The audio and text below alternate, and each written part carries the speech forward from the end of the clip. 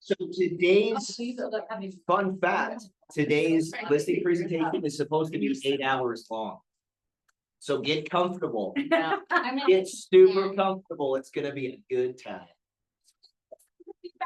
We've been getting wants and needs, fill them out in advance. We're gonna send them out in the team meeting recap, but we're not gonna take the time to go through them today because it takes a lot of time. And your feedback's important, and you told us this is taking too long, but we still want to be able to give them some info. So scan your QR code. And leave it up here for approximately 1 more minute. If you are online, Bradley, do you want them to just, if they can't, do you want to put a link? You can't scan if you're like watching it on your phone. No. We'll put a link in the chat, Bradley, if you're online. It will only be view only. I can't edit. Oh, What? You're gonna be here 8 hours, so just get comfy anyway, so we'll write them down. it's fine. We're just gonna be 1 moment. Just get it ready, and as soon as it's available, then add it. Is that okay? Okay. Did everybody have a good 4th of July? Yes. Okay, good. Did anyone celebrate America's birthday as hard as Tim did? I don't know. What I need to know. With the outfit or? It's America's birthday. It's the greatest day of our lives. You're welcome, England. Okay, bucket fills. The other thing, so Tim wasn't kidding when he said this is normally an 8-hour class. 8 hours. We clearly are not gonna be here for 8 hours today. We are getting done by 1 p.m. Which means A, we're gonna cruise through the info so fast. And B, for your bucket fills, I don't know if you guys have noticed, since the first of the year, we've been doing some high fives. You should check the wall, maybe your name's on some of them. So if you see somebody doing something good around the office, somebody does something nice for you, or you just see somebody overall needing a high five, give them a high five. So I'm gonna just pass the high fives around, and you guys just fill out a high five if you want to. And those are gonna be our bucket fills for today. And then go take a little peek up there on to see if you have any. Is that fair? That's fair. Okay, perfect. All right, today and today only, limited edition Bradley time. Bradley time. Guys, this is a big deal. You want one-on-one with Bradley? You guys have been begging for it. You got it. It's on the calendar today, 1:30 to 2:30. Don't make Bradley sit at Tech Bar alone. That's just me. It's gonna make him feel bad. So Shoa, ask him all your tech questions. Also, I hear a lot of you may have command questions. So even if you don't know something specific, but you know that you don't know it all, then go say to Bradley, Bradley, show me something cool. Update my website. Give me something I can do with my business today in Tech Bar. Tomorrow from 1 to 2 as a follow-up from today, 11, 12. 11 to 12 or whatever time. Sometimes I just make up my own numbers. Fine. From 11 to 12, Allison is going to be going through perfecting your listing presentation. So if today it sparks some ideas and you think I need an update on my listing presentation, come tomorrow from 11 to 12 and you'll be perfecting your listing presentation with Allison. And then on Thursday from 11 to 12, learn how to leverage and systematize your social media. One of the things we hear all the time is that you want help with social media. You don't know what to post. How do you make it systematic? Bradley, is there anything that you want to tell us about this class? And then Justin has his hand raised. Well, I've been working on this a lot the last year. And I'm getting better. So if you want to come and learn a little bit, teach me a little bit, mastermind, I think this will be a good place to do it. Love it. Justin, you have a question. I would suggest moving that because it's the boat and barbecue day and is it not this It is Thursday? Thursday. We're going to barbecue.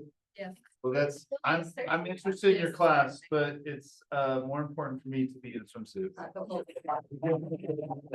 Justin actually has doctor's orders that he needed to increase his vitamin D drastically. So maybe we could report. You might see America's overalls tomorrow on Thursday too. I'm just saying. That's what we call it. Tease. Everybody's It's a tease. This is, The flood, Texas.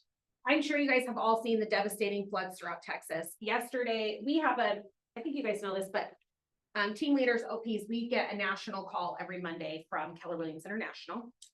And it's normally packed with good information, and it's also always very tactical and coaching based. They just took us live to one of the scenes yesterday. And I'll tell you that, like, I'm gonna cry just talking about it. I can't imagine one person that was on that call that didn't cry.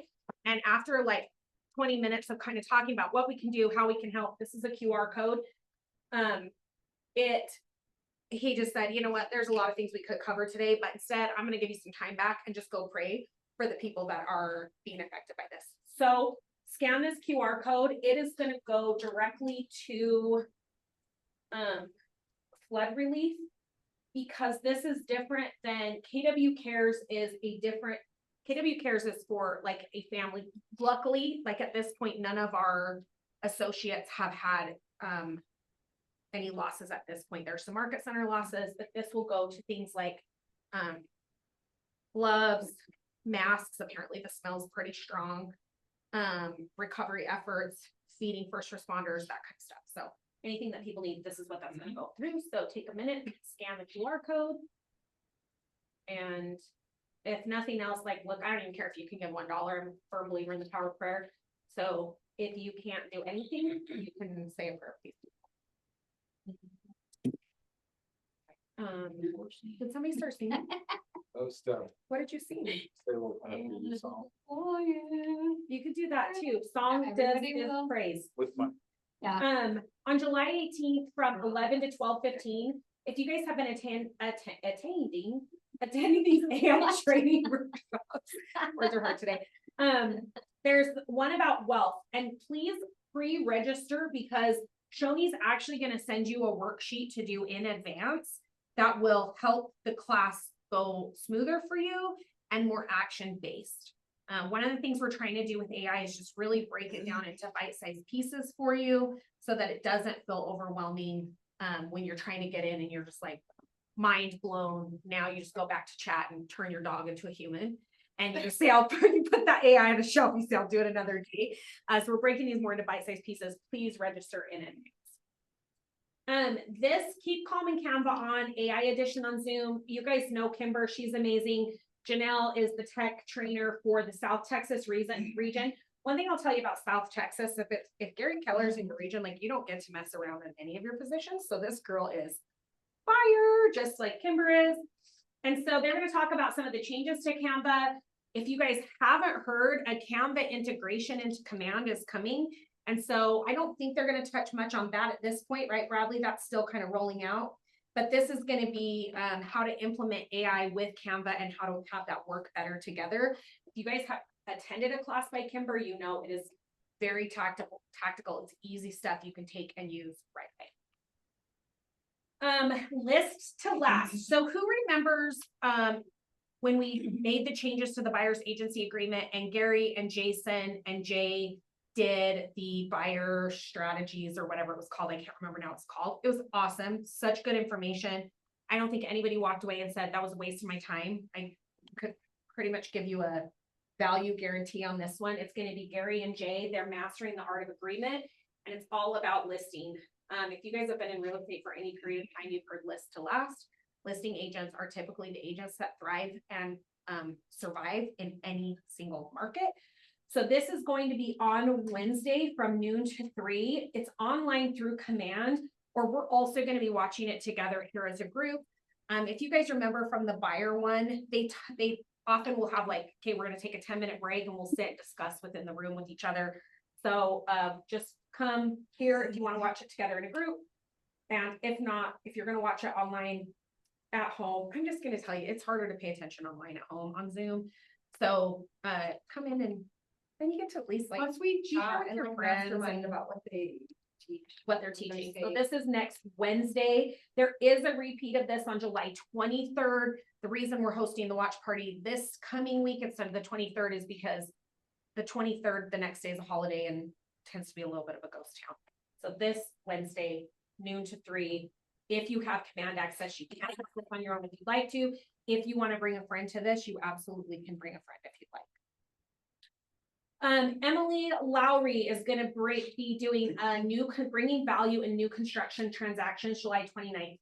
Fun fact, I can hear like almost everything that happens in that office right there. And I heard two agents the other day talking about new construction, one of them saying, like they don't even really talk about it in their buyer presentation because they just really haven't done anything with new construction. And they're just kind of like, it's just not a value add for me because I don't really understand. I was like, oh my gosh, you have to come to this class because guys, this is a big part of the buyer's market right now. And I personally believe we're going to talk about it a little bit. I think we're starting to see some shifts in the market. We're seeing listings a lot higher. There are over 13,000 listings right now in the MLS. We're starting to see listings increase. When listings increase and demand stays the same, then what do we turn into? We turn into a buyer's market. In a buyer's market, new construction is piece of this, particularly builders that offer big incentives. So please come to this class and learn how you can bring value to your clients in a new construction situation, but also how can you bring value to builders? Why would a builder, particularly in a buyer's market, guys, a lot of builders that have historically kind of stood alone and said, I don't need an agent, the clients come to me, that attitude starts to change a little bit in a buyer's market and they start to be real friendly with you. So figure out how you can go and get some of those listings too. So come to this class. It is the 29th, so last Tuesday of the month at 11 a.m. and it is we are going to have a super fun Raptors night. We have a couple of other sponsors that we're finalizing to get maybe some food as well, but this is going to be a fun game. Thank you so much to Tara Carney with Allstate. She is one of Blaine's preferred insurance vendors, and she has recently supplied us with some tickets for this game. So it's first come, first serve. They are limited, so sign up. Please just sign up for the tickets you're going to use. We do have a cap on those tickets, and then if we don't sell them out, we can open up to another round. So RSVP, it's going to be the 6th of August, which will be super fun. And then Blaine wanted me to mention that he does have a couple of tickets left for tonight's game. If anybody wants to go to the Raptors game tonight, just text Blaine or Alex and they can get you some tickets or roll call. Please remember to make all of your calls in a TCPA friendly and compliant way. Why would we want to do that? Because we don't want to get sued. You don't want to get sued. And who gets sued if you choose to break the rules? Do I get sued or do you get sued? We get sued. You get sued. Does E&O cover that? No. It sure doesn't. You don't want to get sued. I don't want to get sued. You work too hard for your money to just give it away to who even knows where this goes to, the TCPA friendly and compliant gods. So it's $500 to $1,500 per violation. If you're calling through a call list that's got a bunch of people on there, that adds up very quickly. So please make your calls in the right fashion. Okay, we're gonna talk about win with sellers today. This is fun, right? So there is some words of wisdom from old GK himself. And it says, when you interview the very top people and ask them what their biggest challenge is, invariably they will tell you it's mindset, keeping strong, focused, and positive, and the many challenges they encounter every day on their way to the top and staying there. The vast majority say this is their top issue, not leads, but mindset. I am such a firm believer in this because I think it really all comes back to mindset at the end of the day. We talk about this a lot. There's people who are having their very best years right now, and there's people who are having their worst years.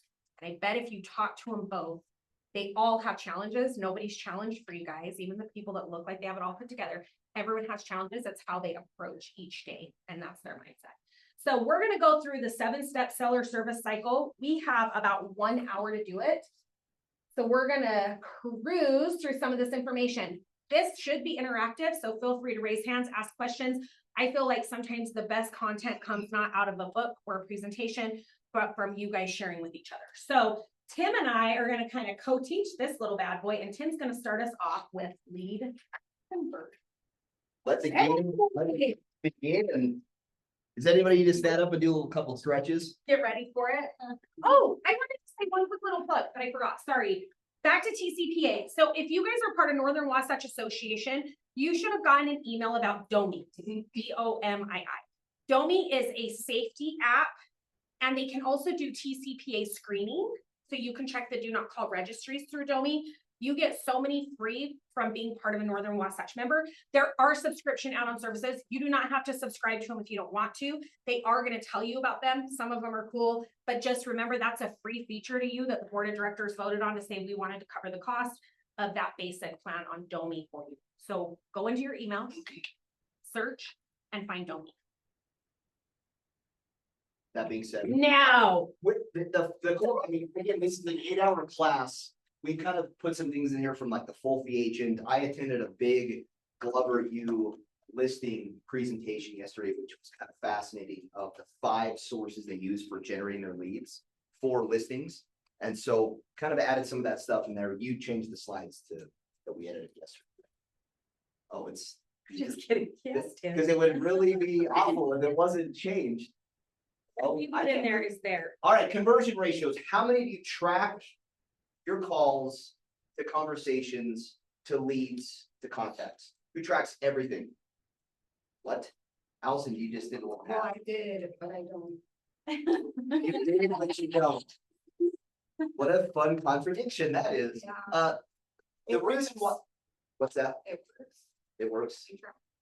Yeah, the key is, and it's in command, which it kind of makes it nice. Converting leads to appointments and converting appointments to listings, seller agreements are huge drivers of your economic success. When we do this planning in November, you can now break down the calls and conversations of what gets you the appointments. The more specific you are, you have to track who you call, if you had a conversation, and the notes from that conversation, and implement that in command. Because the now business may not be the now business, but will be the eventual business if you don't have that tracking and being specific. So if you're not using that tool, I highly counsel you to use that tool of every call, conversation, and appointment. Can I just say one quick thing on this? Doesn't it seem more refreshing to know, like, I need to call for X amount of time or X amount of dials to get to an appointment? If you have the know, it makes it so much easier than just like, I have no idea how long it's gonna take me to make an appointment, right? It helps you with your schedule, it helps you be a master of your schedule, and it helps you continually track, and it also helps you figure out the gaps in your business. Is it a true lead problem, or is it a conversion problem? So the better you can get at tracking, the better you're gonna be able to predict and dial in your business, and know when things start to change within your business, right? Right. Well, and the more conversations you have per day, the more appointments you're going to eventually come. And when we hold ourselves accountable, what's the one thing we track, Jesse?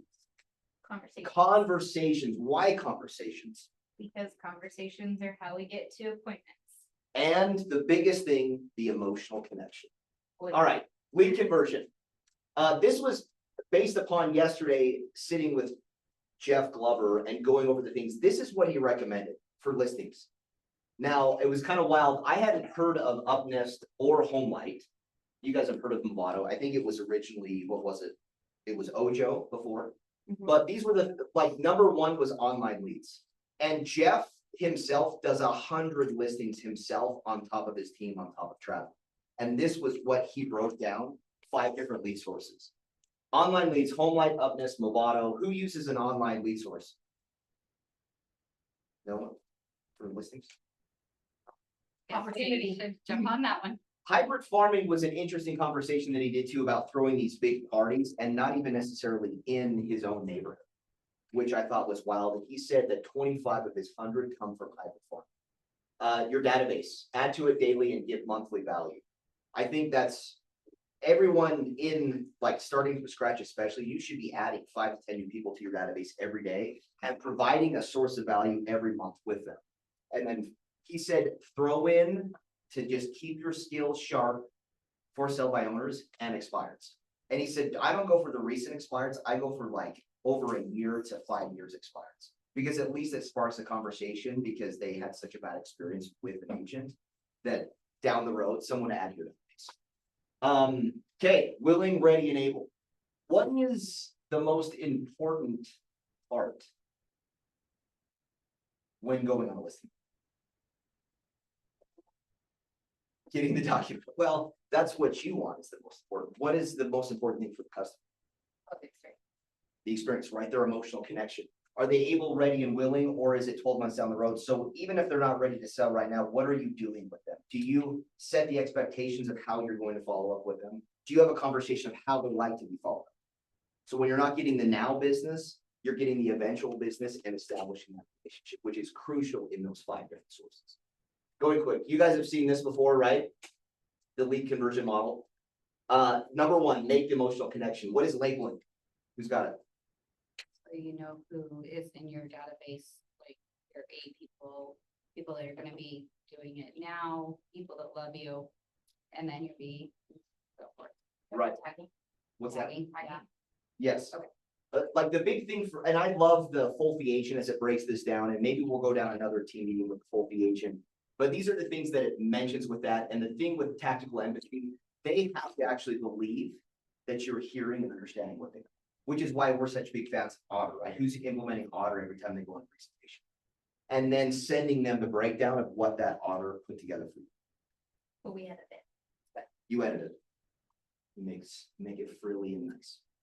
But again, like implementing these labeling, mirroring, changing it from I to you, like putting them in that emotional seat to let them know like they're the ones in control. Because what are the 7 human natures when you're working with those people, right? They're always hardwired to be negative. They're going to die with their autonomy. Past behavior is the best indicator of how they're going to do moving forward. Rusty checking your watch. So No, I'm not checking my watch for that reason. I just was trying to see. One quick thing on this, Tim, if you'll go back a slide, just because I think that not everybody knows what this little machine looks like. well, there's more slides I was going to get. The same slide, okay. I just didn't want to see it as a little machine. Well, and okay, there's more of this. Successful lead conversion outcomes, get the appointment or get the referral. When you go and they're not ready to sign or move now, how many of you ask for a referral? That was one of the interesting things that I took from the full fee agent. When you should ask for a referral is actually at the listing appointment. Does anybody do that? Yes. The Right. reason you do that is because then their mind's thinking about it Totally. all the way through their process and they're hitting people as they go. Like each of you bring an exceptional value when you go and do your listing presentation, from the marketing to keeping them in the know-how and understanding your goals. Have you done the work to understand their goals, what they want long-term? And in doing that, creating that emotional response is the perfect time to ask for that referral. Like you're coaching them of how you're going to be asking for that as time goes on. So I think that's a big thing, and obviously strengthen the relationship. Communicating with people, I always ask what do they prefer, how I follow up with them. I give them an idea of this is typically what I do and the value that we provide. How would you like, where do you fit in this value proposition? Are you implementing that? Are you training and coaching them into that scenario? No power. All right, here's the machine, right? We capture the leads. Give me an idea of what your lead sources are besides your database, because that should be number 1. Door knocking, open houses, social media. All right, now once you capture this lead, how do you communicate with that person on your social media, Justin? Through the messenger and trying to get off that onto either a phone call or a in-person. And what are the 5 things we want to know about these leads? Names. Names? Names. Was that the acronym? Yeah.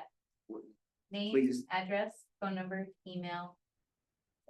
Social. Social security number? Yes. Yes. Credit card number. And if you get their social, Just done please deal. remember that. Like you hold that over them. Yeah, their home anniversary or birthday. It's birthday, right? And Bradley, we actually track this in the office of how many are in the 201 club. And the 201 club is you have at least 200 people in your database and you know those 5 or 6 things. Because if you know those 5 or 6 things, you are now a better communicator and provide better value for them in the future. So get to know, and that's, if you have a database and don't know those 5 things, that should actually be your assignment. Obviously getting the appointment, but getting to know everything about them so you can better communicate with them. Like that's the key with this capture, is creating that connection.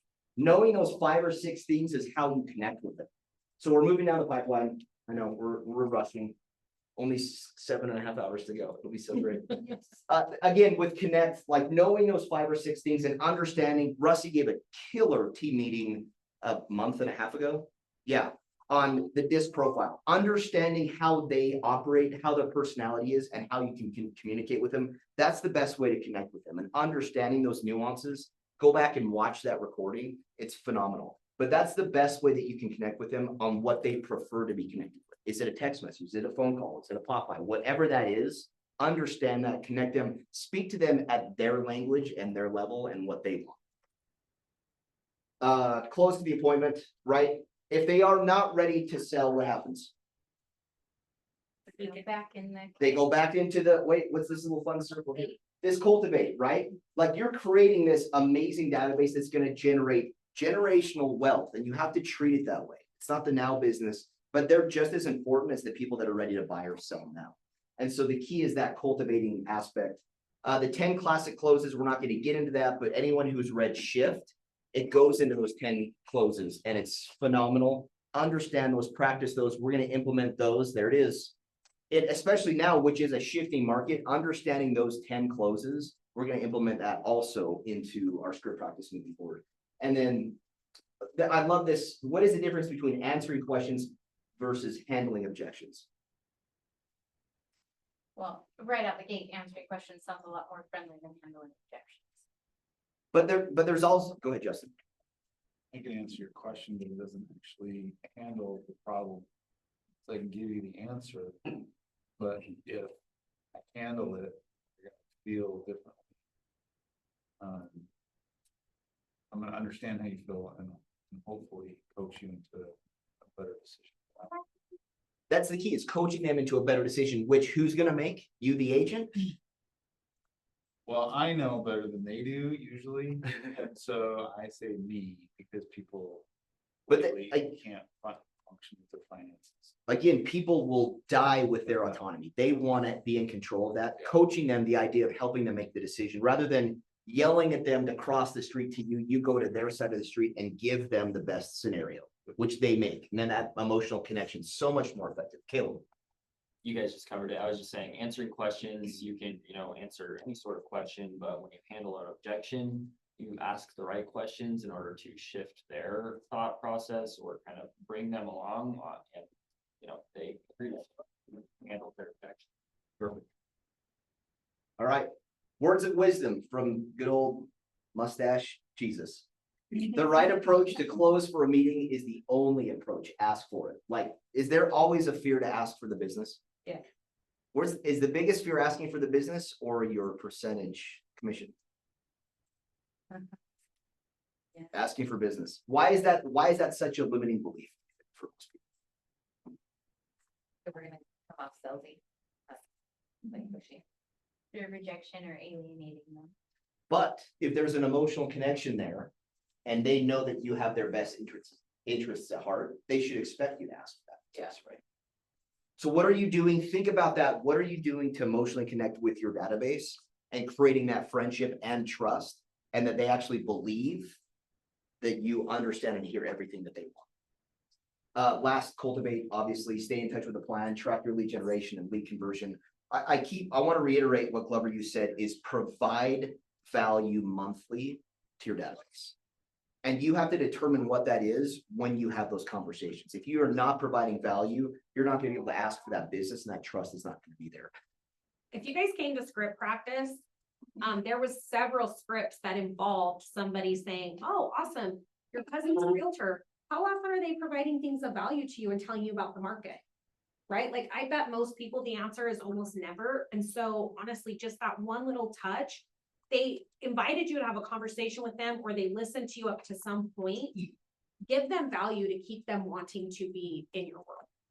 What I will, quick story. I went to a 4th of July party, clearly, greatest holiday of our lives. And there was a very prominent social media person, and she had just recently purchased this house, and it was a disaster. The sellers in the addendum, the 6th addendum, they were supposed to leave all the furniture, all the art. They were supposed to fix and have the pool ready and heated. They ended up taking the water softener, all these things. And I just sat and listened to her. I coached her on it, helped her compose an email, and actually submitted that. And she's asked me to list for about $2.9 million cap, which like only coming with that side of value. And so if you're providing that value without expecting anything in return, but meeting them at their level, whatever that is, and understanding that personality is so important in your business. That being said, tag team. We should have done like a. I should have worn a wrestling singlet. It would have been so much better. That's so much better. I'm always ready to wear a wrestling singlet. Me too. It's my favorite outfit. Okay, chapter 2, pre-listing. Does anybody do a pre-listing packet?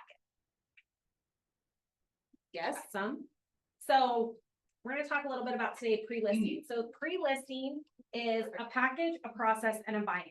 So if you have a powerful pre-listing package, Its main job is to cover the dirty work. So all the things that people might object to and the things that people know about is what's covered in your pre-listing packet.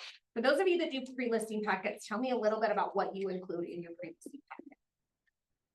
If you want to share. The whole process of reviews, marketing plan. So you're telling them a little bit about your unique value proposition and how it affects them. Love that. Reviews from other companies. Reviews. So again, kind of giving them an idea of what the experience is going to feel like working with you. In general, what the process looks like. Okay, step-by-step process. Anybody else have anything they want to share? Does anybody include comps, Vendors. vendors? No Comps comps. are in the next one. Comps are in- Okay. So the idea with the pre-listing is that you should know, each piece should say it will be something that you would review in the listing consultation. So this one actually does suggest comps are okay, but you don't want to give a final price. So especially, I would say that comps could be appropriate in a pre-listing packet, particularly if you feel like there's going to maybe be a gap in what they think the value is versus what the comps are telling you the value is. So some comps could be appropriate, never giving value in advance, but giving some of the comps that are, and it could even just be, here's a screenshot of a map and just the individual listings. It starts to give people an idea of what's coming, right? It starts to have them be able to wrap their mind around it in advance. So the pre-listing packet should either, everything in that should include something that you're going to review in the listing consultation. Does it eliminate a need for it in the listing consultation? So if you already prepare that as part of your pre-listing packet, you probably don't need to spend a lot of time going through reviews, for example, right? That's something they've already had the chance to review. You don't need to go in and dive deep into it. And then the other thing that it should be is it a primer for education that's going to be happening in the listing consultation. So in my head, something that would be good in a listing consultation, in a pre-listing packet that's delivered, particularly in a market that's starting to look a little different than maybe it did 6 months ago, 8 months ago, 12 months ago, is some statistics would be a good thing. Now, they're not going to dive deep into them, but that would be a primer for some education that you're going to have in the pre-listing packet, right? So when you're thinking about your pre-listing packet, think about whatever's in there, does it check one of those boxes? Don't give price recommendations, but you can give comps for data purposes. One of the things that I do in my listing consultation that I'm gonna actually switch to a pre-listing is I give like basically I just do a brief report of every active listing that I feel like is gonna be their competition, right? The comps that we use for pricing look different than what their active competition is, right? And so if they have some time to kind of start absorbing that, it makes them go, yeah, that house actually is, it's larger than mine, and quite frankly, it's nicer. That was the model home, right? So it gives them an idea to start to see what their competition is going to be. So you can put in comps, never give pricing recommendations. Why? Then you never have the chance to discuss it. To explain why. And what if they don't like the pricing? You show them just, here's the pricing. What if they don't like it? Just gonna cancel your appointment. They're going to call somebody else that's going to tell them what they want to hear, right? But if you have the time to go through the comps with people and tell them why, and they're going to discover the price on their own, but it's going to give you the chance to discuss through it. Include your unique value proposition. So make sure that your value proposition speaks to things that you're going to do for your seller. I think a lot of times when we go into maybe pre-listing or even just walking into the listing appointment, we want to talk a lot about ourselves. Like, unfortunately, that's just the way that most people are wired, right? They really want to talk about themselves. Focus on what your value proposition is going to do for your seller. And this is a great thing for them to see in advance of your appointment. It's already starting to vet you out a little bit for them. So does it satisfy their needs? What's going to add value to their life and what adds value to the transaction? I know, Kaylee, one of the things that you offer is cleaning services or window cleaning or whatever. So make sure it's things that are adding value to their life. Again, you probably don't want to include in your listing packet, if you have a scale of what you charge on a commission, you probably don't want to include that in your pre-listing packet, right?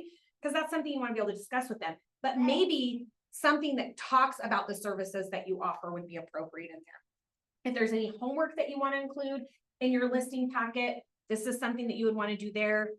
This could be a variety of things. It might be, one of the things was if you want them to have a copy of contract.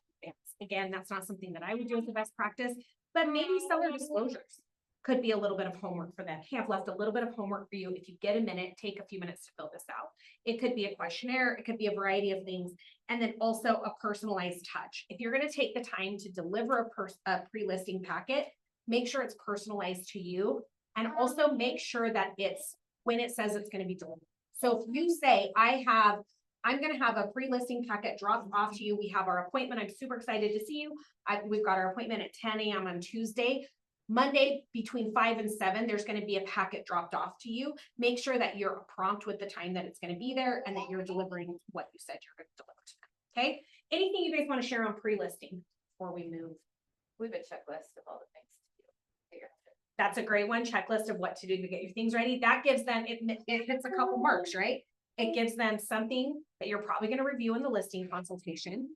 It eliminates the need for a lot of in-depth detail during the listing consultation.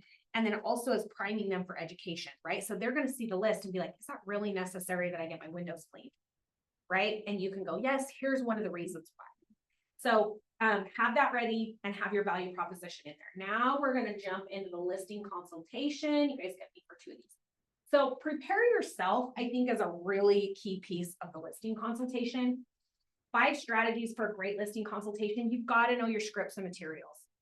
You have to know what you're talking about, you guys. If you show up at a listing consultation and you think you can just wing it, the consumer is very savvy and they've already most likely done research on what they need to know about listing their house. They've gone to YouTube University, they've given it a Google, they're putting in ChatGPT, all the things. So you have to know your scripts and have your materials ready. If you're going to be presenting something, know what it means. So if you have statistics, for example, as part of your pre-listing packet, you probably better know how to speak to those statistics, right? So be prepared. You have to understand the market. How often do you guys get the question, how's the market? How's the market? Hey, Christy, how's the market? So good, right? Exactly. Buyers and sellers. It really is, right? And are there markets within markets, right? Like an interesting thing is right now in Clinton and West Point, there are a ton of homes between about 550 and 650, like 25. And that's a small area. Does that tell us that that might be a different market than that same price point maybe in Ogden, right? So you really have to understand the market and what's happening with it. Again, don't feel like you can go in and just wing this. You have to understand it. You've got to study it. And you don't have to know everything, but you have to at least have a basis understanding of what you're going in and you're going to talk to them about with the market. Use communication techniques that build rapport. This goes back to understanding who your people are and how to speak to them. So if you're speaking to someone who is very analytical, you better have some statistics that you didn't just make up on the fly, like 80% of all statistics are made up. Right? So you better have some information. You're probably going to need to have some graphs. So understanding who you're talking to is going to make a big difference here. Communication with somebody who is a high I or a very emotional person, there's emotional ties. This is their home. You better be able to talk about how cozy it feels and it's so welcoming. And you love the drapes that they put in their kitchen and you love the wallpaper in the bathroom. You better make them feel good about their house, right? So communication technique that builds rapport. Be a consultant, not just an agent. Don't walk in there with only one objective and one objective only, which is to get the listing agreement signed. Now, I think that's most of the time going to be the right objective, but sometimes it may not be. So go in knowing that you are there to consult them. Maybe this property, maybe you know through your Ford conversations that their goal is to have real estate investment properties. And they're telling you that they have a $1,500 house payment on their single family home that's at a 3.25% interest rate. And you know that they could rent that house for $2,500 a month. That's a cash flow. They're never going to get that interest rate again. Should you be talking to them about that as their consultant, right? So make sure you're a consultant, not just an agent. Ultimately, if that happens, let's say that they decide they do want to rent the property. Are you going to get the listing that day? No, right? So in your head, if you're thinking only as an agent, you might be thinking, okay, well, I just gave up $18,000 based on the sales price of the house. But ultimately, as a consultant, what you're doing is you're actually future-proofing your business with them. Because if they know they can trust you to not have commission breath when you walk in the door and really walk in with a mindset of how can I be the very best consultant for these people, it might be that they decide to keep it as a rental. It might be that they decide to sell it to a kid. It might be that they decide to list it that day, but ultimately you're helping them pave the path to what makes the most sense for them, okay?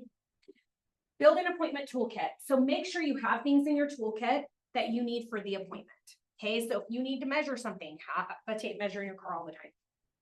Have the things that you know are commonly asked for or referred to, have references ready and available. Those may be part of your pre-listing packet like Steph's are. Here's my carpet cleaner, here's my landscaper, here's my painter, here's my window cleaner. Those things might be part of a packet that's already there, but have those in your toolkit, whether you're delivering it at the consultation or before the consultation. 10 steps to master the consultation. Confirm the appointment. By the way, I don't suggest you confirm the appointment with tomorrow at 10 a.m. still works, right? What does that give them an ability to do? Oh, actually it doesn't. It gives them the ability to bail. So confirming the appointment to me would look more like, I'm so excited to see you tomorrow at 10 a.m. If there's any questions that you have from the pre-listing packet that was delivered tonight, let me know in advance and I'll make sure we cover all this tomorrow.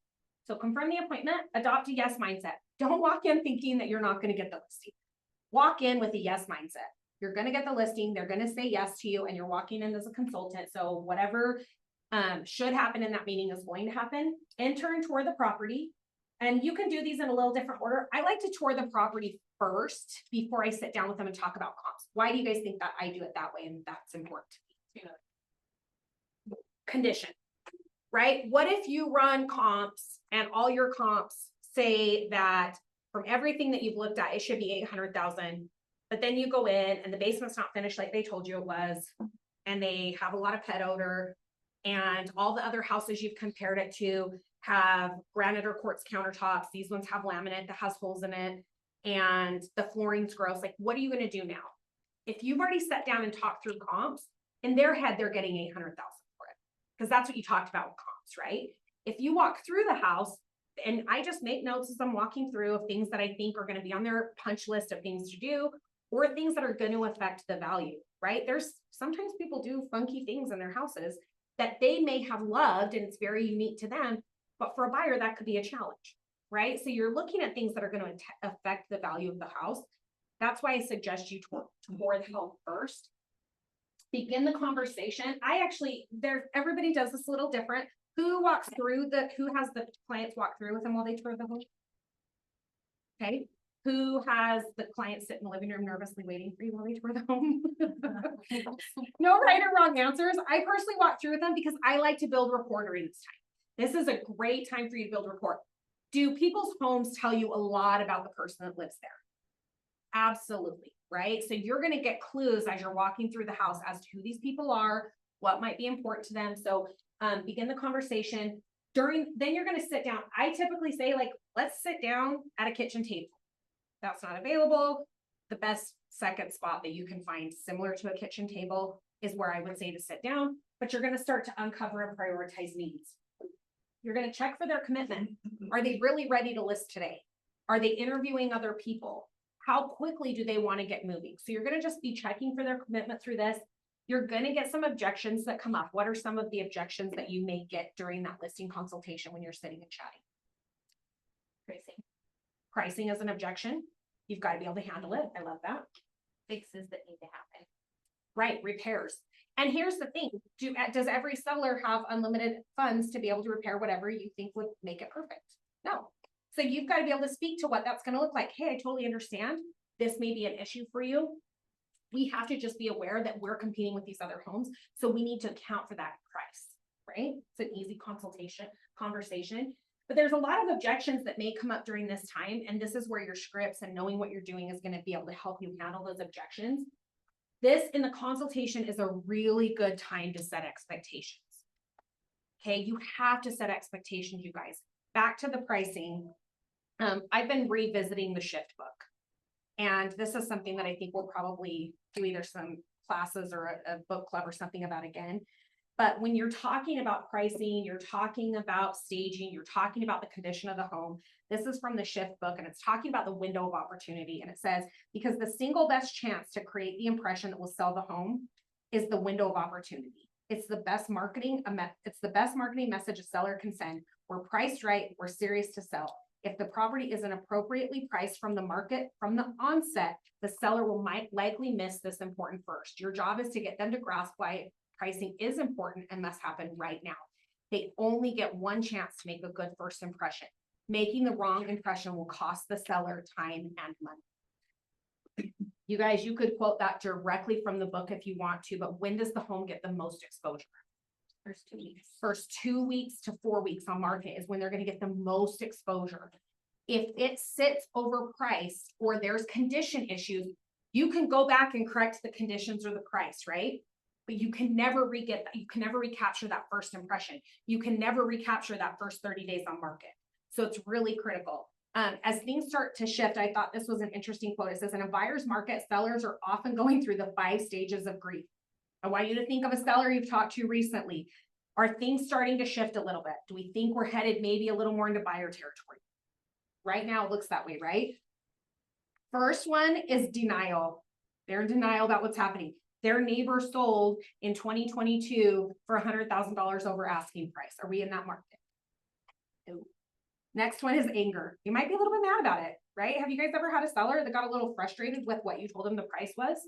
Can we control the market and what it does? Because a seller needs a certain price, does the market care? No, I've actually used that. If I have a very direct seller, I've actually used that. I appreciate this is what you need for it. The market doesn't actually care what you need. So we can change condition, but we can't change location.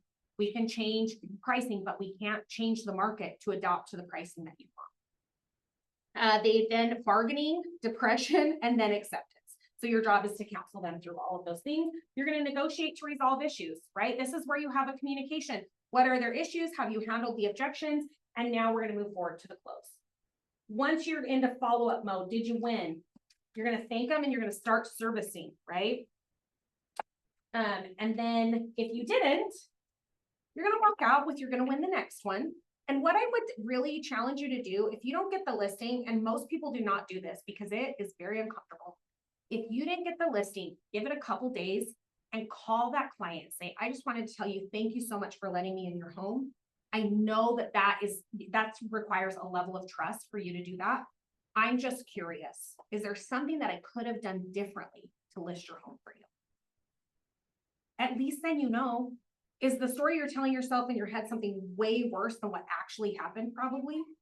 Yeah. If you know, they're like, yeah, you know what? At the end of the day, Ashley, I loved every single thing you had to say. And I know your team was going to do the best job for me, but ultimately my cousin did it for $500. Whew. Best of luck to you. I really seriously wish you the best of luck. If anything changes in the future and you decide that you do need a full service agent, feel free to give me a call. Okay. So it's better knowing than beating yourself up and wondering what you could have done different. And then if it's a deferred or postponed listing, make sure that you've got your follow-up dialed in. Don't assume you're going to remember to call them in 60 days because you'll forget. So have those dialed in and have your tests and reminders set up. Timmy, tack. Yes. All right, who's got the best marketing plan? I want to hear you guys' marketing plan.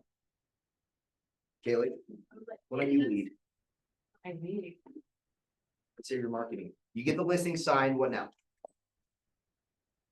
Get the marketing team in, we do a reel with the photographer, so it's a really nice professional reel. We also do some sort of fun one that's like trending.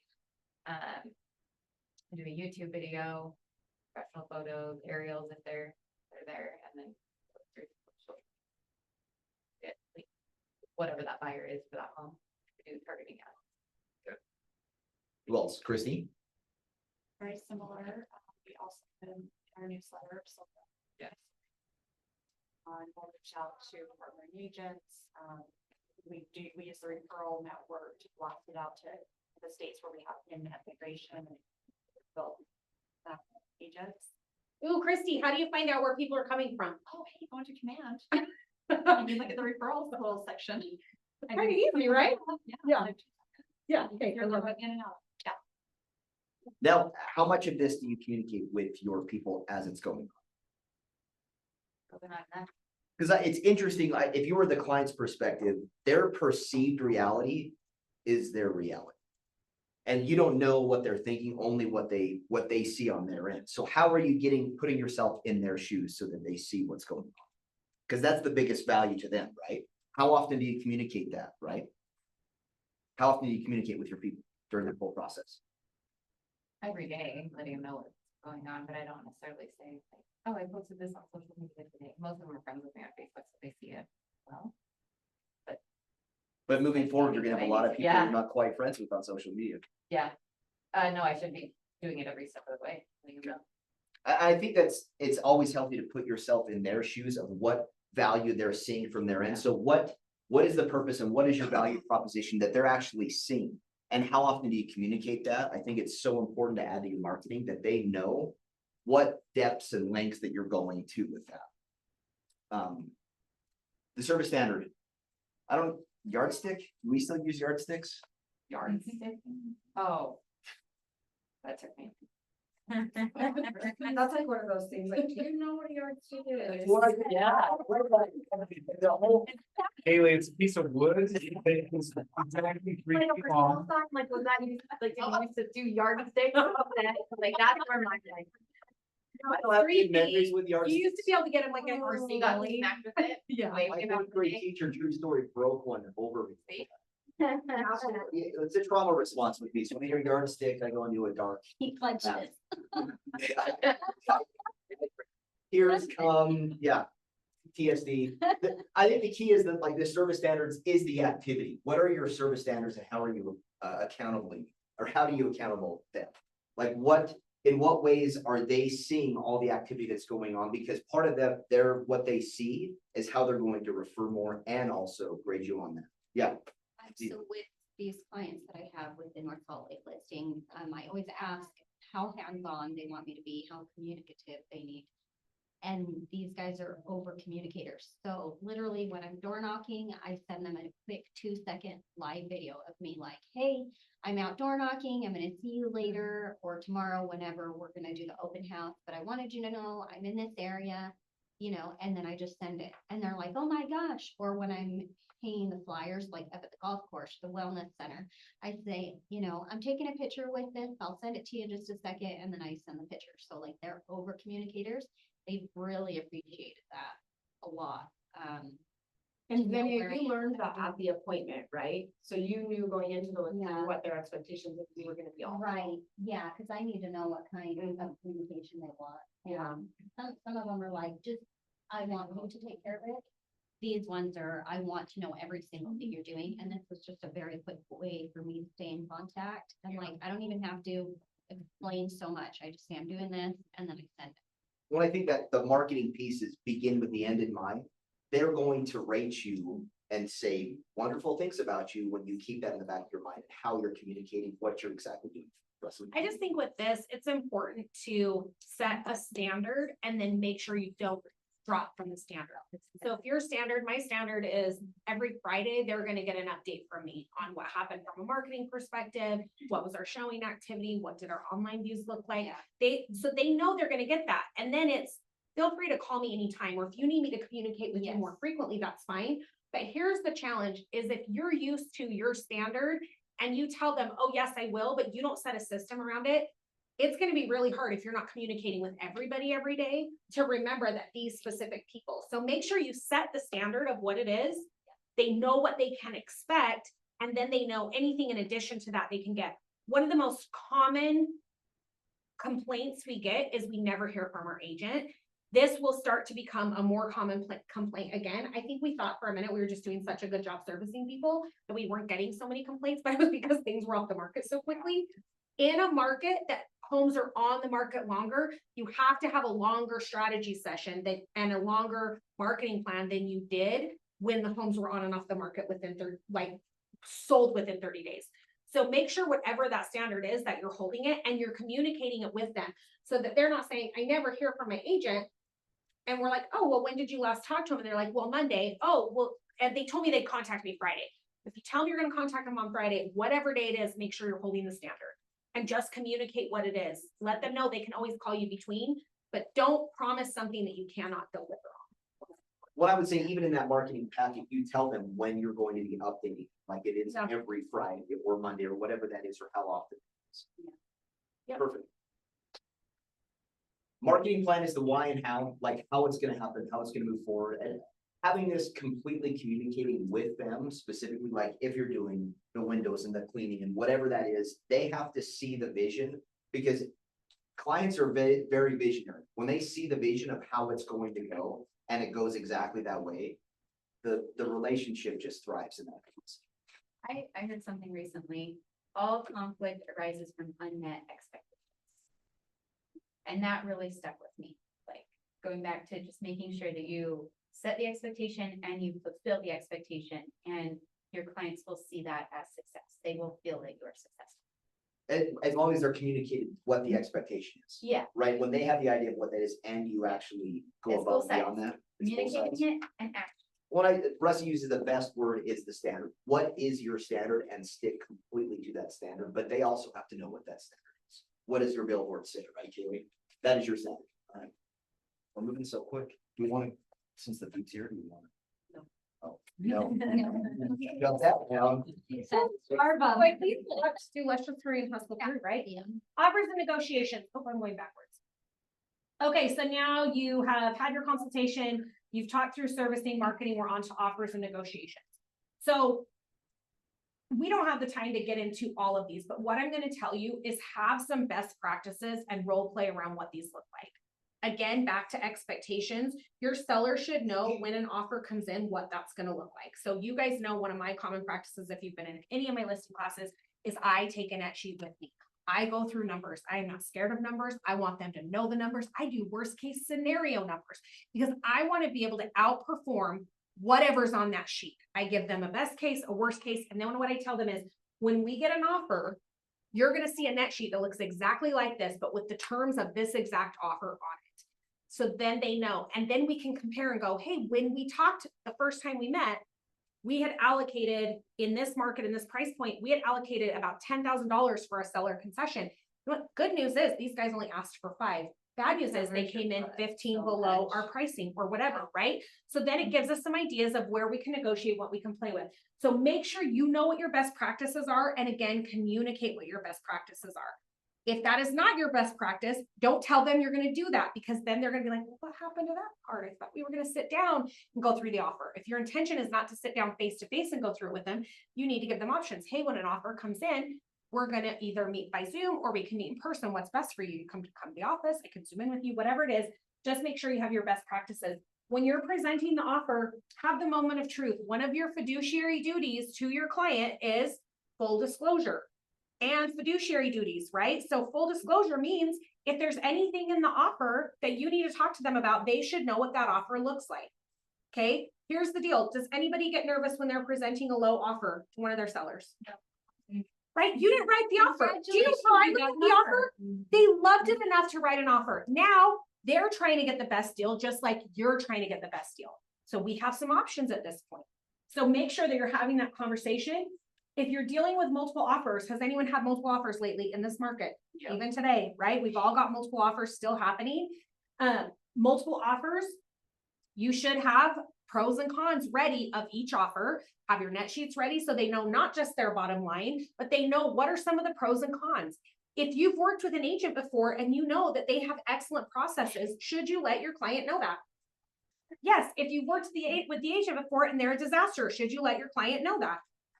Yes, in a way that's very friendly and doesn't break code of ethics, right? It doesn't have to be disparagingly. It can be, hey, we're looking at 2 offers. You're netting ultimately the same offer.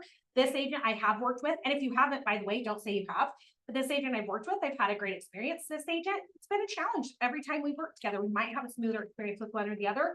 Ultimately, it's their decision to decide. So make sure when you're evaluating multiple offers that you're giving them all of the options. Lowball offers are still a thing. Everybody's trying to get the best deal. I always tell people, we don't get mad about an offer. We just counter, right? We counter to see how serious they are. You can counter back at full price. You can counter above full price. You can counter wherever you want, but it's just going to help you guys come to common ground. We're not going to role play. So when you're responding to the offer, remember that the buyer is going to make the offer and the seller can respond in one of 3 ways. They can counter the offer. This is negotiation. Guys, don't get emotionally attached to the outcome of an offer. If your client's like, that's a lowball offer, reject it.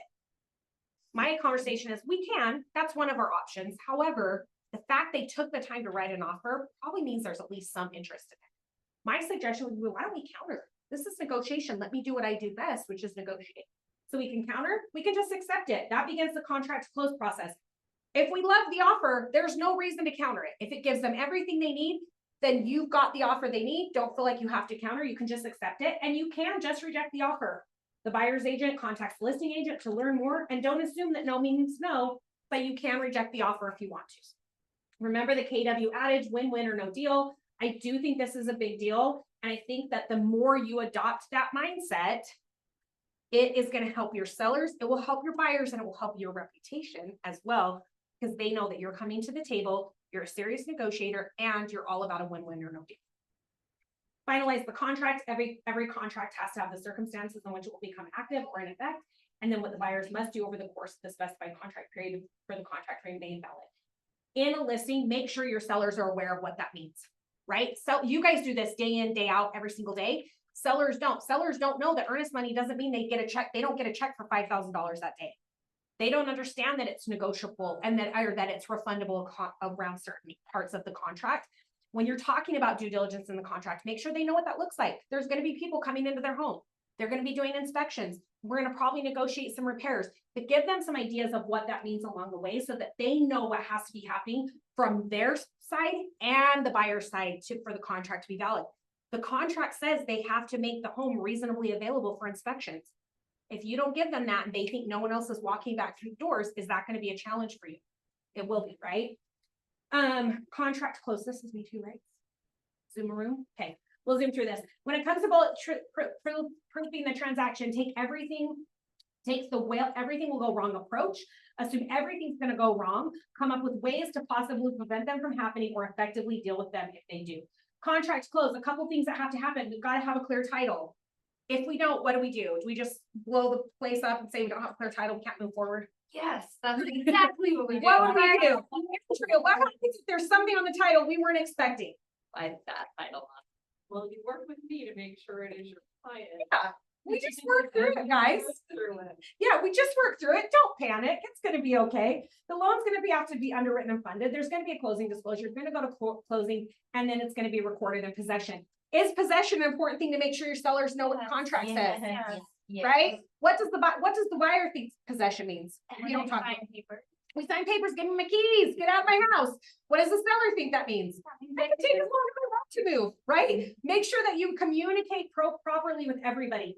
Seize this opportunity to leave a good impression. Bulletproofing the transaction. Page 246 of Shift has the top 8 things that you need to bulletproof. I'm not going to go into all of them. I'm just going to tell you what they are. Inspections and repairs. You better know what that's going to look like and how to negotiate it, and make sure you're setting the expectation. If there are things that are broken in the listing, when you're walking through, you should probably say, hey, that might be a concern to a buyer, right? So make sure that they know what to expect. Appraisals. What if the price doesn't support the price? What if the appraised value doesn't support the contract price? What are you going to do in that? Sean, how many deals do you think fail that could be prevented because agents don't know how to communicate and bulletproof a transaction? Probably at least half. Half of the deals are preventable that are canceled. Okay, so keep that in mind. If somebody's canceling on you and you're representing the seller or the buyer, don't just accept we want to cancel. Come and talk to somebody and let's work through it together, because I bet we can figure it out. You don't be one of those agents that goes to the other person. Yeah. Have an actual conversation. Have a conversation and let's Gotta figure out what's going on. Got it. Even if you representing the seller and the buyer still does decide to cancel, but the buyer's agent won't talk to you about it, how frustrating is that? Yeah. It's so frustrating, guys, because you don't even know what to go tell your seller. And it might be something that was preventable. It might be something that wasn't, but either way, can it help you moving forward, even in your conversations, putting it back on the market, right? So make sure you're doing that. The loan approval and funding is something you can definitely bulletproof. There's other contingencies like for sale of an owner, third-party approval, estate REO, short sale approval, the cloud on title, all those other contingencies. The co-op agent, bad communication and inattention to details can definitely cause an issue in your transaction that can be bulletproofed in advance. And then deadlines, make sure you know what your deadlines are and you guys follow the deadline. Don't wait till 4 o'clock on the day of the deadline and go, oh crap, It's our due diligence deadline and I haven't gotten the inspection back yet. Now you guys, if you've been on the sell side, you have all probably had a buyer that acted like that was your emergency. Is that in fact your emergency as the listing agent? No, it's not, buyer, it's your emergency, okay? So just make sure you know what this is. This is a good opportunity. You should have two agendas. One is move the current transaction towards a successful closing. That's where we get paid. And then number two is ensure referrals. If you can consistently provide value, if you bulletproof the transaction, if you let them know you're worth your weight in gold, they are going to tell everyone about you. This weekend, I got invited to I began as a family friend. They became my client and their daughter's moving. And I went there and I walked through the doors and I was like, this is like family reunion, but of my clients. There was like 10 of my clients in that room that started from one transaction that I did a great job with. And they are like my raving fans, like would fight somebody that wasn't going to hire me. Okay. So create those types of relationships through doing a great job. Tim, post-close The final systems stretch. to bring us home. Are you so We excited? have like a world record of how fast we go through when was Did you see the new world record of the pull-ups, the Korean dude? No. In 24 hours, he did 11,000 pull-ups. Oh my God. What? How awesome is that? Justin, how many pull-ups can you do? Not if you're David Goggins. No, it's like the American kid held it for a long time, that heavy dude, but this Korean guy, 11,000. So David Goggins had the record. And then, So if you're saying there's a new record, he's not very happy. it's crazy. Anyway, that goes so well along with our closing. Is after it closes, is the job done? No, What happens then? you want a client for life, you gotta create. Client for life. Who's got the best client for life plan? Tim, you got the best client for life plan, no? Sure. Right? That's the confidence. Steph, let's hear it. Miss one of your clients did 30 some transactions, 35 and a 25. 35 and a 25. So what's your magic? How are you doing this? How are you keeping them? Keep them loving them. Just keep talking to them and they love you. So it's awesome. They always say like the most important of that relationship is the next 90 days after the close. So what do you have in the next 90 days? Who's got something? I want to hear it. We started taking the closing gift a week later and doing a checkup. Like, hey, how'd the move go? Is anything wrong? Do you need help with anything? So, two benefits for that. One, you don't have the whole awkward, like, I have a gift for you, but I'm giving it to you at the end. You're sitting there with a gift that's ruffling throughout the closing. And then secondarily, they feel territory taken care of if you're checking them after you get your check. And it's the perfect opportunity to take a mini fridge because there's plenty of haven't shown up. And then they Save the day. Mini fridge filled with what? I should have. Deliciousness? Yeah. But some of the things that were interesting, yeah. This is where the real work begins of creating that multi-transactional one. Some of the fun things that was like high, and does anybody use like a client giant or anything like this with your clients? How long do you carry it for, Kristen? I stopped doing it, but I was doing it for 2.5 years. 2.5 years after every listing close. Yeah, so how Client Giant works, that's a pretty cool program, but, you can determine which, like, you can follow your clients on or your VIPs or whoever, and every quarter they get something from you. Yeah. But and every single person's like, oh my gosh, that's so, like, it was, There's cool stuff with the client giant. yeah, And the one thing that I didn't, that just for full transparency, when you're doing something like that, you have to make sure you can scale with it. Because it was great until I was like, oh, crap, like, I don't know if I can like keep up with this budget.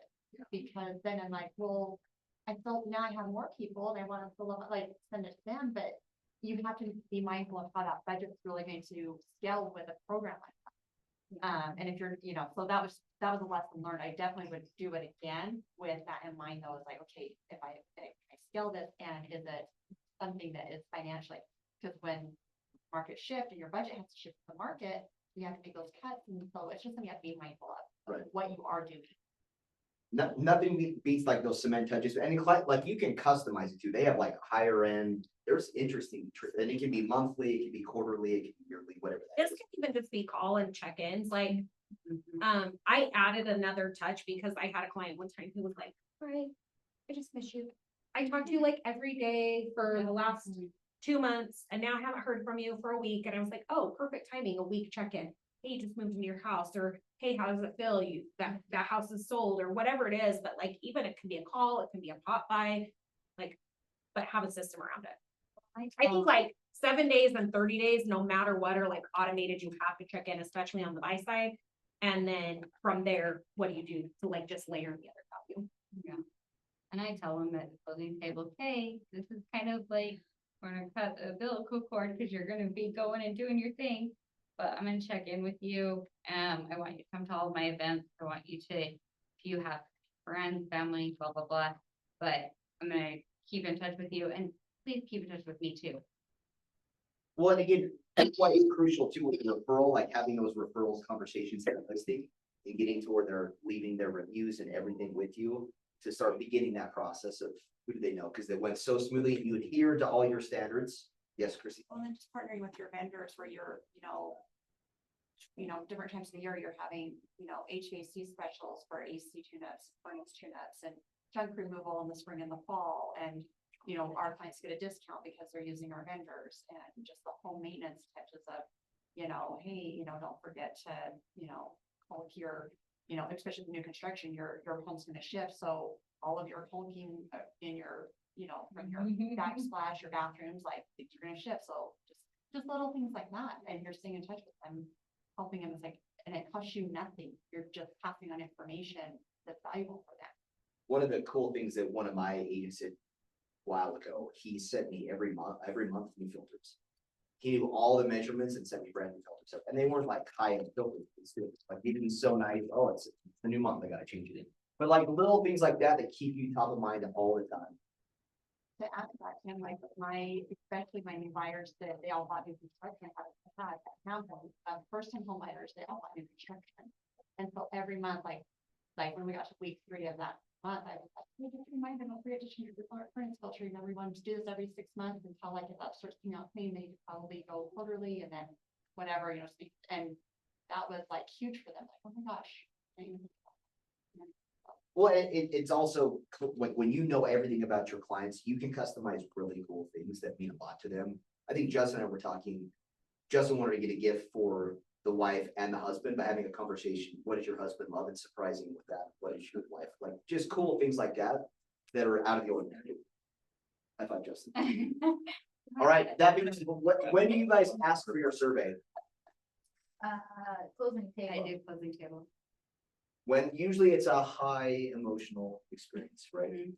Always Right. referrals, everything create that high emotional connection. Jesse, at the closing table, do you have a survey or something you have to do, or do they fill out pad and pay, like, how do you ask for that? Well, perfect world, we have the QR code, we just shipped it. yeah, but I have a paste keyboard, and it just has my link to survey and just say, review. So I just say, and I send it over, here's the review, it already has like what I was. Send it to us. Yeah, I'll just send it right at the end. Nice. We have a conclusion of that. The conclusion is. Is it tab There's dance? one more, yes, I have that ready. So that's the seller service cycle, that's it. One thing that I would just say really quickly on referrals, or I mean reviews, I think that it's helpful to say, like, if there's any reason that you would not be able to give me a 5-star review, let's talk about Yeah. it, because I really want to get better. And if you approach it from that aspect of like, hey, I really want to get better, is there anything I could have done differently? Number one, it's probably gonna still get you the 5-star review, but the fact that you asked is gonna make a big difference to them too. So that's it. Yep. Awesome. All right, Was this helpful? Like, it was kind of like speed dating, but speed listing. Did you guys like it? Yeah. Okay, awesome. spread it wide. I was just thinking, Roxy, when was the last time that you were on a speed dating? Fun fact, I've never actually done speed. It wasn't a Mine's thing like that I speed did. dating, where we don't date long into a short period of time. Is that what you do? It's kind of how it is. Fun like speed builder combo thing one time at Women's Council where you just had like 5 minutes at each table and it felt a lot like speed dating. But it was just learning about the builder. It felt like it, but I don't really know what that. But I wasn't sure. Yeah. You want me to set up like a speed dating thing for you? Be fun. Can I pick your candidates? Perfect. Okay, today we have Steve Henriod with the claims home warranty. If you guys have seen these cute little gnomes around the office, it's this guy, and he brought us a bunch more. So Steve, come talk to us for a minute. Nice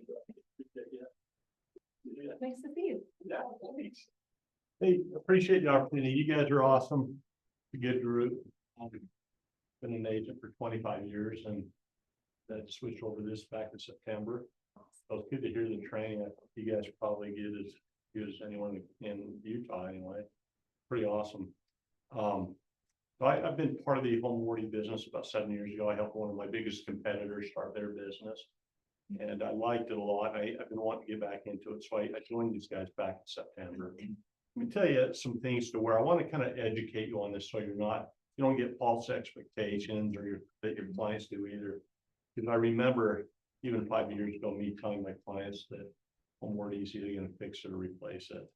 And it just isn't always true. And it can get you it'll get your clients kind of ticked at you, right? So let's talk about that a little bit today, and I'll share everything I know with you. And I'm not going to be very long. I did bring some lunch out there for you too. So when we're done here, yeah, you guys go eat up, okay? I'm going to kind of compare with my two biggest competitors, and their pricing. My biggest one just went to $800. Another one just went to $950. Prices are going up, and expenses are. The cost of appliances and things are really going up. I understand it, but our company, for our best plan, which is better than both of them, is $650 a year. We're very affordable. We're a Utah company. We've been in Salt Lake for 15 or 16 years. I can't remember which one. They have never had a rep up here in northern Utah until I started with them back in September. And I don't know why, but they've only had 3 reps. Now we're up to 15. They're really growing. I was told 2 weeks ago that we're the #1 home warranty sales company in Utah right now. Part of it has to do with what we're covering and how much we're covering, and then our pricing. We do have 4 plans. We have a $450 plan, a $550 plan, and a $650 plan. I would only recommend the $650, and I'll tell you why in a minute. But then we also offer a new construction plan, which is kind of unique. Your builder usually picks up that first year of warranty for your clients, and then we'll pick up year 2, 3, and 4 for $695. It's kind of a cool thing. I've used it with some of my clients in the past. Here's some of the differences I've noticed recently. If you really look hard, most of my competitors have dropped washer and dryers in their plan. They don't cover things like tankless water heaters. They don't cover boiler and heater systems. They don't cover central vacuums. They don't cover a lot of things that they should be, and that's all in our plan. We'll cover all that stuff in addition to every major system of the home. The biggest thing you have to really look at and ask yourselves is what's being covered and how much, because they don't disclose that information anymore. But I'll tell you the one thing, a couple of things. For example, my 2 biggest competitors, like with appliances, they give you $800 a year. We do $1,200. And it's kind of that way across the board. Okay, we're here to take care of you. Our claim to fame, honestly, and not every experience I've had with every client's been perfect, but I will tell you that 97% of our claims are accepted, which is the highest in the industry. The HVAC, okay, that is our biggest claims. It's the central air furnaces. They're our biggest claims. We spend a lot of money on that stuff, and they're your client's biggest claims, right? So my 2 biggest competitors, one of them's going to give you $1,000 a year, and another one's going to give you $2,500 a year. And it's just, honestly, it's not enough. Our company is unlimited.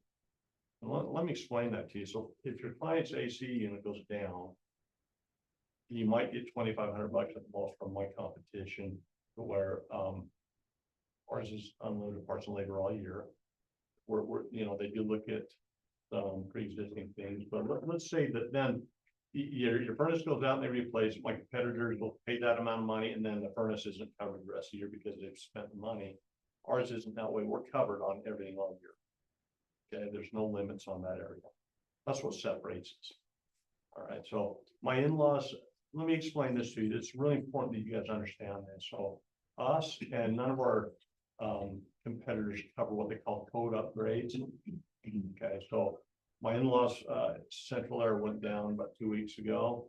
They went in, they said normal wear and tear on this one, it just needs to be replaced. So they went in and they spent $4,800 to replace it.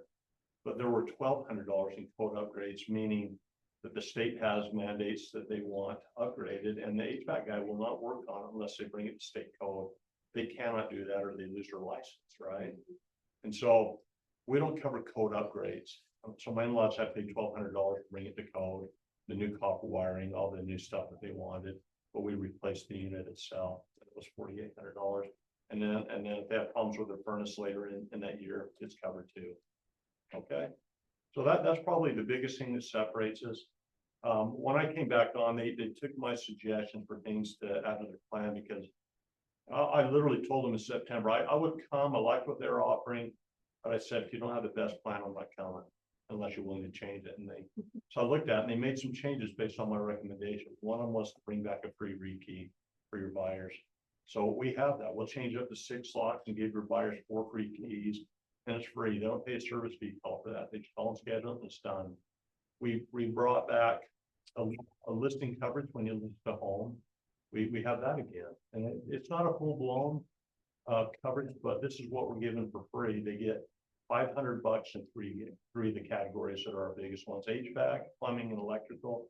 $500 in each of those areas for free when they list with you. Use that as part of your presentation. You know, it helped me get a listing a year ago. I presented that. It kind of separated me from my competition. So know that's available to you. If you ever need to order that, you can just call me. I'll help you and figure out how to get it taken care of for you. I want to make it as easy as I can for you. I think one of the things that I like, I'm trying to see it in your eyes, but as an agent, there were times I couldn't get home warranty companies up in Eden area, Park City, Bear Lake, St. George. A lot of my competition won't go in those areas. We will, and we're there and ready to roll. We'll go anywhere in the state of Utah. I'll go to Price, Utah if you need me to. Okay, and we're scheduled. We got people everywhere. We use all local contractors. Nobody wants to go to Price. Nobody wants to go to Price. Man. Did anyone just have to Google and see where that is on? No. It's, I don't know where it is. My baby So, sister lives there. really? There's some good But, fishing and yeah. hunting over there, so if you like that, that's a good place to go. We have a service fee calls are reasonable at $85. We do free season tune-ups on your AC and furnaces for them. We do the free rekeys. We do a lot of stuff that not everybody's doing, but I just want you to know I'm here to take care of you. I'm not going to go anywhere. I plan to be retired in this position. So I've got about 8 to 10 years left, maybe, unless I hit the gold mine somewhere. But I am here for you. But what questions do you guys have? What can I answer for you? It's an open book. What'd you say? Did you guys have any questions? But claimed home warranty, I really like what they're doing. They're growing. Even in a down market, we're still growing every month. We're up to about 1,000 orders a month in Utah right now, which is leading the state. But we have some good people. Our CEO actually is taking the position upon himself to hire all the technicians and all the HVAC people for us. So he's heavily involved to help you guys too. I don't feel like in most cases, I don't think there's things we can't overcome. I do get a couple $1,000s a month slush fund if there's anything that's kind of borderline or collectible. I get involved and I try to help it best I can. And in some cases that'll help. I did have a case, I'll tell you this one. Recently we had an air conditioner. It was hard for me because it was a home I was selling. And you guys might learn from this. It might be important for you guys to know this, but they didn't disclose anything wrong with the air conditioner. Okay, I was representing the sellers. They didn't list that there's anything wrong with it. And so when the new people moved in that next month, it started getting warmer. They turned it on and they used it for a few days, and then the AC went out. So they had a home warranty with us, and our company went out. First thing they noticed was there was dye all over the ports and in the lines, and they used dye to test for leaks, and that was there. And so it was considered pre-existing. Our company said, I'm sorry, it's pre-existing. Anytime we see dye, they know there's been a problem. But this is what happened. So I called my seller, I said, why do you disclose that, dude? And he said, Steve, a year ago, April, our air conditioning stopped working. And he came out and he said that, that instead of just putting new Freon, he thought that's what the problem was. It just was out of gas.